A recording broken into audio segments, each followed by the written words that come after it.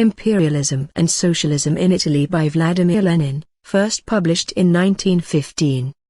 To clarify the problems presented to socialism as a result of the present imperialist war, it is useful to cast a glance at the various European countries, so as to learn to distinguish between national modifications and details of the general picture, and the fundamental and essential.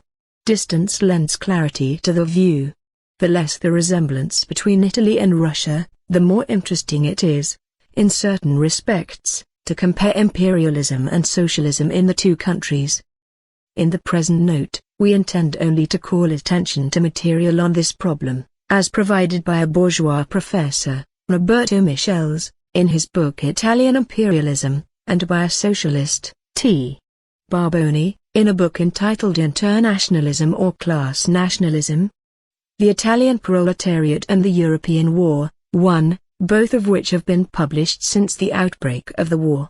The garrulous Michels, who is just as superficial as he is in his other writings, hardly touches upon the economic aspect of imperialism. His book, however, contains a collection of valuable material on the origin of Italian imperialism and on the transition that comprises the essence of the times and is so manifest in Italy, namely, the transition from a period of wars for national liberation to a period of imperialist and reactionary wars of plunder. Revolutionary democratic Italy, that is, revolutionary bourgeois Italy, the Italy that cast off the yoke of Austria, the Italy of the times of Garibaldi, is changing before our very eyes into an Italy that is oppressing other peoples and plundering Turkey and Austria, an Italy of a crude, repulsively reactionary and rapacious bourgeoisie whose mouth waters at the prospect of a share in the loot. Like any respectable professor, Michels, of course, considers that his civility to the bourgeoisie is scientific objectivism. He calls this sharing of the loot partitioning of that part of the world which still remains in the hands of debilitated peoples, p. 179. Disdainfully rejecting as utopian the viewpoint of socialists hostile towards colonial policies of any kind, Michels repeats the arguments of those who think that Italy, judging by the density of her population and the intensity of emigration from that country, should have been the second colonial power, second only to Britain. Michels repudiates by a reference to Britain the argument that 40% of the Italian people are illiterate, and that even today cholera riots, etc., take place there. Was not Britain, he asks, a country of unparalleled poverty, humiliation, famine among the working masses, and widespread drunkenness, misery, and squalor in the city slums, in the first half of the 19th century, when the British bourgeoisie was so successfully laying the foundations of their present colonial power? It must be admitted that, from the bourgeois standpoint, this argument is unassailable. Colonial policies and imperialism are not unsound but curable disorders of capitalism. The way Philistines think, together with Kautsky, they are an inevitable consequence of the very foundations of capitalism. Competition among individual enterprises inevitably leads either to their becoming ruined or ruining others. Competition between individual countries confronts each of them with the alternative of falling behind, ever running the risk of becoming a second Belgium, or else ruining and conquering other countries, thus elbowing their way to a place among the great powers. Italian imperialism has been called poor people's imperialism, l'imperialismo della povera gente, because of the country's poverty and the utter destitution of the masses of Italian emigrants. Arturo Labriola, the Italian chauvinist, who differs from his former opponent, G. Plekhanov, only in that he somewhat sooner revealed his social chauvinism, which he reached via petty bourgeois semi-anarchism, not petty bourgeois opportunism, wrote in his booklet on the Tripolitanian War, 1912. It is obvious that we are fighting, not only against the Turks, but also against the intrigues, the intimidations, the money, and the armies of plutocratic Europe, which cannot tolerate that small nations should dare to make a single gesture or to say a single word that will compromise its iron hegemony. p. 92. Corradini, leader of the Italian nationalists, declared at the same time, just as socialism was a method of freeing the proletariat from the bourgeoisie, Nationalism will be for us Italians a method of freeing ourselves from the French, the Germans, the British, the North and South Americans, who are our bourgeoisie. Any country which has more colonies, capital and armies than we have, deprives us of certain privileges, certain profits or super-profits. Just as among individual capitalists super-profits go to the one whose machinery is superior to the average or who owns certain monopolies, so among nations the one that is economically better off than the others gets super-profits. It is the business of the bourgeoisie to fight for privileges and advantages for its national capital, and to fool the nation or the common folk, with the aid of Labriola and Plekhanov, by passing off for a war of national liberation the imperialist struggle for the right to plunder others. Prior to the Tripolitanian War, Italy did not plunder other nations, at least to no large extent. Is this not an intolerable slight to the national pride? The Italians are oppressed and humiliated as compared with other nations. Italian emigration was 100,000 annually in the 70s of the last century. It now stands at between 500,000 and 1 million. All these people are paupers, driven from their country by starvation in the literal sense of the word. All of them provide labor power for the worst paid branches of industry. This mass inhabit the most crowded, poverty-stricken, and squalid sections of the American and European cities. From 1 million in 1881, the number of Italians abroad rose to 5,500,000 in 1910, the vast majority of this mass living in the rich and great countries, for whom the Italians are the crudest, most unskilled, poor and defenseless laboring mass. Here are the main countries using cheap Italian labor: France, 400,000 Italians in 1910, 240,000 in 1881, Switzerland, 135,000, 41,000 in 1881, Austria, 80,000, 40,000, Germany, 180,000, 7,000, the United States of America, 1,779,000, 170,000, Brazil, 1,500,000, 82,000, Argentina, 1,254,000. Glorious France, which 125 years ago fought for freedom, and therefore calls its present war for her own and the British slaveholders' colonial rights a war of liberation, houses hundreds of thousands of Italian workers in areas that are virtually ghettos. The petty bourgeois canaille of this great nation do all they can to keep these people at a distance, and insult and humiliate them in every possible way. The Italians are contemptuously dubbed macaroni. The great Russian reader should recall how many contemptuous nicknames are current in our country for non-Russians whose birth does not entitle them to the noble dominant nation privileges that serve the Purishkevishes as a means of oppressing both the great Russian and the other peoples of Russia. In 1896 France, the great nation, concluded a treaty with Italy, by which the latter undertook not to increase the number of Italian schools in Tunisia. Since then the Italian population of Tunisia has increased sixfold. There are 105,000 Italians in Tunisia, as against 35,000 Frenchmen, but there are only 1,167 holders of land among the former, with an aggregate of 83,000 hectares, whereas the latter include 2,395 landowners who have grabbed 700,000 hectares in that colony. How can one fail to agree with Labriola and other Italian Plekhanovites that Italy is entitled to possess its colony in Tripoli, oppress Slavs in Dalmatia, carve up Asia Minor, etc. 2. Just as Plekhanov supports the Russian war of liberation against the Germans striving to turn Russia into a colony, Bissolati, leader of the Reformist Party, has raised an outcry against the invasion of Italy by foreign capital, p. 97, namely, German capital in Lombardy, British in Sicily, French in Piacentino, Belgian in the streetcar enterprises, etc., etc., etc.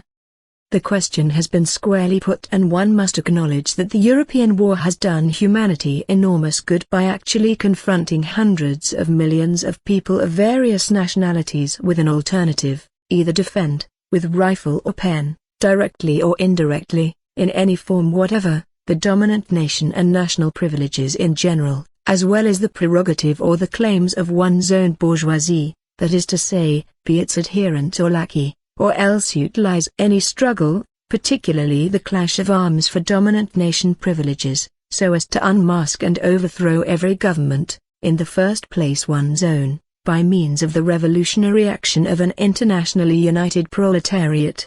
There is no middle road, in other words, the attempt to take a middle stand means, in effect, covertly taking the side of the imperialist bourgeoisie. Barboni's booklet is, in substance, entirely devoted to covering up this latter act. Barboni poses as an internationalist exactly as our Mr. Portesov does. He argues that, from the internationalist point of view, it is necessary to ascertain the success of which side will be more useful or harmless to the proletariat, and, of course, he has decided this question against Austria and Germany. In a perfectly Kautskyist spirit, Barboni proposes to the Italian Socialist Party solemnly to proclaim the solidarity of the workers of all countries, in the first place, of course, of the belligerent countries, to proclaim internationalist convictions, a program of peace on the basis of disarmament and national independence of all nations, including the formation of a League of all nations for a reciprocal guarantee of their integrity and independence, p. 126.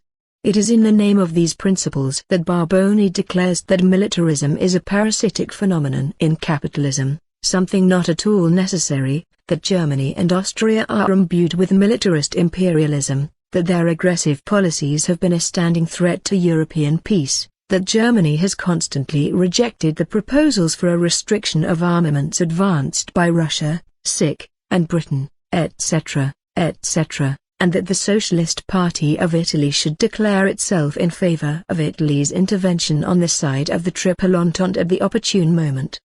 What remains unknown is the principles that make the bourgeois imperialism of Britain preferable to that of Germany. Germany's economic development in the 20th century has been more rapid than that of the other European countries. In the partition of colonies, she was badly wronged. Britain, on the other hand, has developed far more slowly. She has grabbed a host of colonies, where, far from Europe, she often uses methods of oppression no less brutal than the Germans. With her great wealth, she hires millions of soldiers of various continental powers to plunder Austria, Turkey, etc. In essence, Barboni's internationalism, like that of Kautsky, is nothing but a verbal defense of socialist principles, behind which hypocritical cover his own bourgeoisie. The Italian is actually defended. One cannot fail to notice that Barboni, who has published his book in Free Switzerland, where the censor deleted only half a line on p. 75, evidently criticizing Austria, has not deemed it necessary, in its 143 pages, to mention the main principles of the Bâle Manifesto, or conscientiously to analyze them. On the other hand, R. Barboni quotes with deep sympathy two former Russian revolutionaries who are now being publicized by the entire Francophile bourgeoisie, the petty bourgeois anarchist Kropotkin, and the social democratic Philistine Plekhanov, p. 103. No wonder. Plekhanov's sophisms do not differ in substance from Barboni's. In Italy, however, political freedom more easily tears the veil from such sophisms, revealing more clearly Barboni's actual stand as an agent of the bourgeoisie in the workers' camp. Barboni regrets is the absence of a real and actual revolutionary spirit within German social democracy. Exactly in Plekhanov's way, he warmly greets Karl Liebknecht, just as he is greeted by the French social chauvinists, who do not see the beam in their own eye, but he decidedly declares that we cannot speak of the bankruptcy of the International, p. 92, that the Germans did not betray the spirit of the International, p. 111, inasmuch as they were prompted by a bona fide conviction that they were defending the fatherland. In Kautsky's sanctimonious vein, but with an admixture of romance eloquence, Barboni declares that the International is prepared, after a victory over Germany, to forgive the Germans as Christ forgave Peter a moment of distrust, to heal by oblivion the deep wounds inflicted by a militarist imperialism, and to extend a hand for an honorable and brotherly peace. p. 113. A moving scene, Barboni and Kautsky, probably with aid from Arkozovsky and Axelrod, forgiving each other. While quite pleased with Kautsky and Gerst, with Plekhanov and Kropotkin, Barboni is displeased with his own Socialist Labour Party in Italy. He complains that in this party, which before the war was fortunate enough to rid itself of the reformists Bisolati and co., an atmosphere has been created which cannot be breathed. p.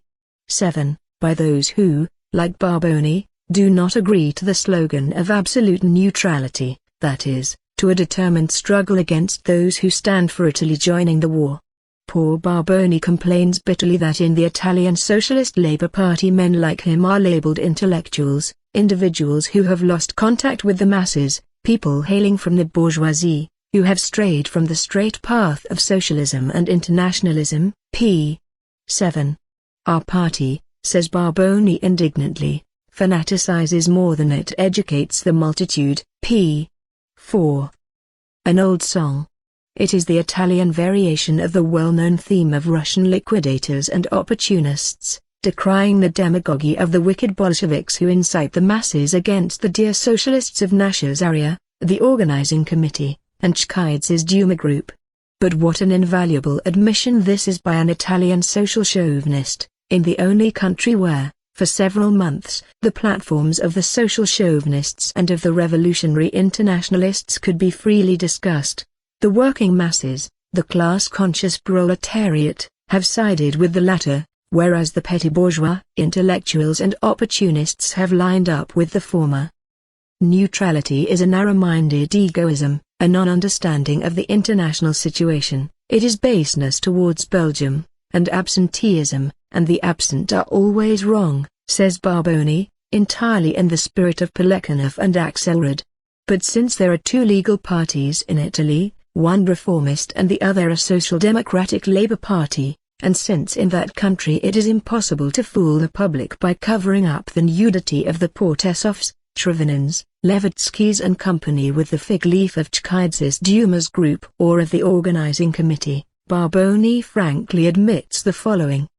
From this point of view I see more revolutionism in the activities of the reformist socialists, who have been quick to realize the enormous importance that such a change in the political situation, in consequence of a victory over German militarism, will have for the future anti-capitalist struggle, and who, with perfect consistency, have espoused the cause of the Triple Entente, than there is in the tactics of the official revolutionary socialists who, like a tortoise, have hidden under a shell of absolute neutrality. p. 81. In connection with this valuable admission, it remains for us only to express the wish that some comrade familiar with the Italian movement should collect and systematically analyze the vast and the most interesting material furnished by Italy's two parties, as to which social strata and which elements, with whose aid, and with which arguments, have defended the revolutionary policy of the Italian proletariat on the one hand, and civility to the Italian imperialist bourgeoisie on the other. The more such material is gathered in various countries, the more clearly will the class-conscious workers see the truth as to the causes and significance of the Second International's collapse. In conclusion, we would like to note that, confronted by a workers' party, Barboni attempts to use sophistry so as to play up to the workers' revolutionary instincts. The internationalist socialists of Italy, who are opposed to a war which in fact is being waged for the imperialist interests of the Italian bourgeoisie, are depicted by him as adherents of a cowardly abstinence, a selfish desire to hide from the horrors of war.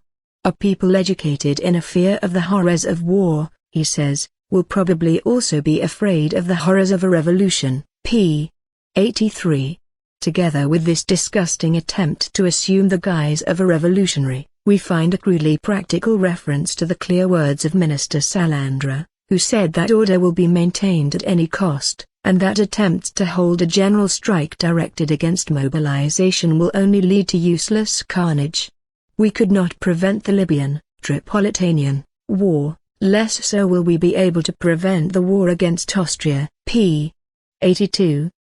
Like Kautsky, Kuno and all the other opportunists, Barboni, with the basest intention of fooling a definite section of the masses, deliberately ascribes to the revolutionaries the silly plan to frustrate the war immediately and to allow themselves to be shot down at a moment most opportune for the bourgeoisie. He thus attempts to evade the task clearly formulated at Stuttgart and Bâle, namely, to utilize the revolutionary crisis for systematic revolutionary propaganda and preparations for revolutionary mass action.